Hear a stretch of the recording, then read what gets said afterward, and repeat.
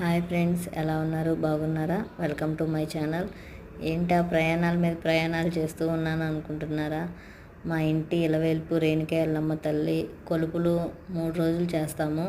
ఆ 3 రోజుల్లో భాగంగా ఫస్ట్ డే సముద్ర స్నానానికి వెళ్ళి అక్కడ అమ్మవారిని శుద్ధి చేసుకొని అక్కడ పూజా కార్యక్రమాలన్నీ చేసుకొని అమ్మవారిని శాంతిపరుచుకొని ఇక్కడికి మళ్ళీ రిటర్న్ అవుతాము.